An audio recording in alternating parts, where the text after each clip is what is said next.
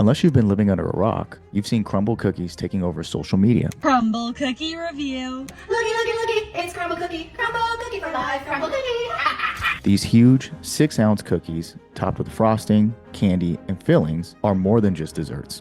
They're viral sensations, each of them with 800 calories or more. From TikTok to Instagram, millions are sharing their cookie cravings, with Crumbl leading the way. But how did this cookie craze become a cultural phenomenon? Let's dive into the rise of Crumbl and why everyone's obsessed. Crumbl has transformed the cookie industry with creativity, mass appeal, and rapid growth. While most dessert trends fade, Crumbl has exceeded expectations, growing from one store in 2017 to over 1,000 locations in 4 years. This success is driven by their oversized, eye-catching cookies, a rotating menu of flavors, and a focus on keeping customers excited and engaged. Cookies have been a beloved dessert, but few brands have achieved the scale or cultural impact of Crumbl. While legacy brands like Miss Fields redefined cookies as a premium product, and modern competitors like Insomnia Cookies carved out unique niches, none of them have matched Crumbl's rapid growth or its ability to set a new standard for a modern dessert empire. In the late 1970s, Mrs. Fields changed the cookie market. While cookies were mostly homemade, pre-packaged like Chips Ahoy, she introduced a new idea: premium cookies baked on site with high-quality ingredients and served warm. This approach turned cookies into a treat people craved, setting a new standard for cookie shops. Cookies are simple and inexpensive to make, like basic ingredients like flour, sugar, butter, and eggs. Unlike cakes or pastries, they don't need advanced skills. Dough can be made in bulk for consistency, and running a shop only requires basic equipment: an oven, cash register, and display case, keeping costs low. This makes it easy for one person to manage, creating an efficient and scalable business model. With low overhead and efficient operations, Mrs. Fields grew quickly, expanding from one store to 780 in just 6 years without franchising. By the 1980s, it was a household name in malls and food courts. The success came from strong profit margins, as cookies were cheap to make but sold for around $1. Despite strong profit margins, Mrs. Fields struggled with low earnings. To boost revenue, it added candy, ice cream, and other items. However, the 1990s recession exposed financial weaknesses. Heavy borrowing and not franchising left the company vulnerable. Sales fell and real estate values dropped. It couldn't afford its high lease costs, causing the closure of hundreds of stores and a sharp decline.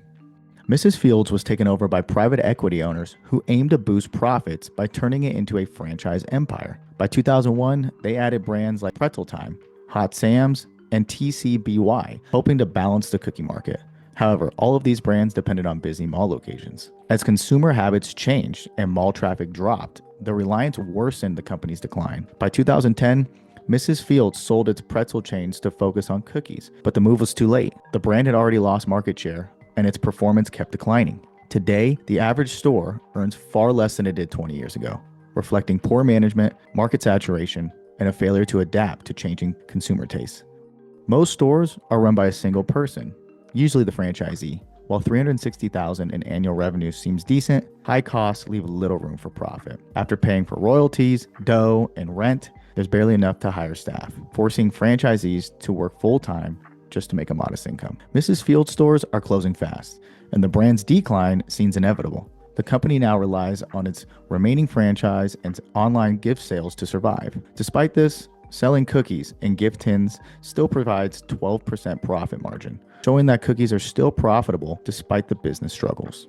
With low barriers to entry, competition is everywhere. Insomnia Cookies started in a college dorm in the 2000s, focused on location rather than product quality. By targeting college students seeking late-night snacks, their emphasis on convenience has driven their growth. Insomnia Cookies doesn't use unique recipes or special ingredients. Its cookies are similar to the supermarket options. The brand focuses on convenience, targeting college students who prioritize ease over quality. While the average store earns $700,000 to $800,000 annually, this appears to be the maximum, not the minimum. Expansion has been slow, as growth depends on securing the right locations. With fewer colleges nationwide, Insomnia Cookies carefully picks locations to avoid competing on product quality. In response to Crumbl's innovation, Insomnia has expanded its menu with limited time items, brownies, ice cream, and filled cookies, strengthening its position as the top late night dessert spot for college students and busy customers. Both Mrs. Fields and Insomnia face the same challenge. Cookie prices have a natural limit, which caps revenue. To stay profitable,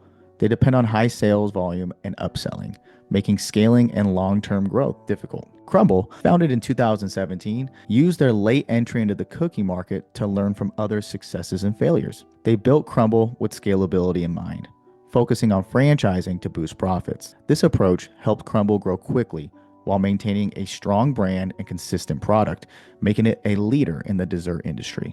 Crumbl, like Insomnia, opened its first store near a college campus to take advantage of foot traffic. However, unlike Insomnia, which focused on college towns, Crumbl aimed for broader appeal. It positioned itself as a destination dessert brand with unique flavors and engaging experiences to stand out and avoid direct competition with Insomnia. Crumbl cookies were crafted to be oversized, visually striking, and attention-grabbing. Their photogenic look boosted prices and made them a social media hit. Unlike other cookie chains with fixed menus, Crumbl stood out by offering weekly rotating flavors. This strategy, inspired by the fashion industry, uses scarcity to spark its interest. Limited-time flavors create urgency, driving frequent visits and keeping customers engaged. Despite the challenges of changing menus, it has been crucial to Crumbl's continued buzz and repeat business.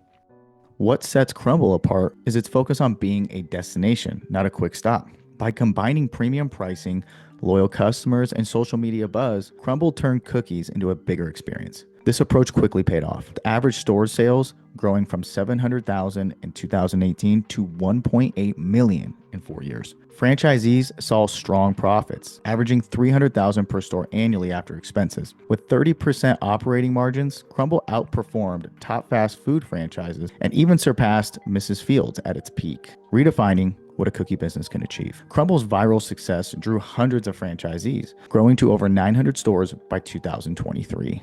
Many see running a Crumbl's franchise as easier, cheaper, and more profitable than other chains like Taco Bell or McDonald's, boosting its appeal. Crumbl has increased costs for franchisees, doubling the franchise fee from $25,000 to $50,000 in 2 years and raising royalties from 10% to 12% between 2019 and 2022, boosting corporate profits. Crumbl Corporate earns extra revenue through their vendor rebates and supply markups, keeping the savings from the economies of scale. Franchisees pay a 2% administrative fee, plus markups like 10% on chocolate chips, $4 for ingredient packet, and 50 cents per cereal case. Crumbl earns around $32 million annually from vendor rebates, ingredient sales, and kickback managed through the affiliate LLC. Franchisees also pay a 3% transaction fee, even though credit card processing only costs 2.36%, letting Crumbl profit from the difference. While these fees may seem high, they're standard practices in franchising to maximize corporate revenue. Crumbl's rapid fee hikes in 3 years hint at uncertainty about the cookie craze longevity. The company seemed to focus on maximizing profits, even at the expense of the franchisees. By 2023, average store sales had dropped to 1.1 annually. This decline has severely affected profitability. Gross markets fell from 60% in 2018 to 39% in 2023 due to the rising labor and supply costs. Store-level operating margins, which account for rent, dropped even more, from 30% to just 10%, leaving many franchises with much lower returns in what was once a highly profitable model.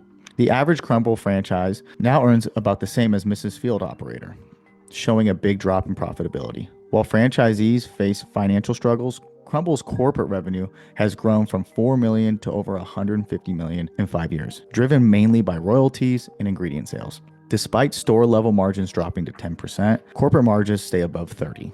To addressing these challenges, Crumbl is adding items like cakes and pies to increase their order sizes and keep customers engaged. However, with declining franchise profits and rising competition, it's uncertain how long Crumbl's success will continue or how many franchises will survive. It's not the cost of ingredients or labor costs that hurts margins, it's the rent. The overhead of running a physical store, whether it's in one location or many, creates challenges for businesses with small order sizes and limited earnings. Crumbl Cookies, a viral sensation and leader in the cookie industry, now faces serious challenges that could threaten its long-term survival. Despite rapid growth and effective marketing, issues like declining franchise profits, high corporate fees, and market saturation are making it harder for stores to succeed. New competitors are emerging, and the novelty of Crumbl is fading.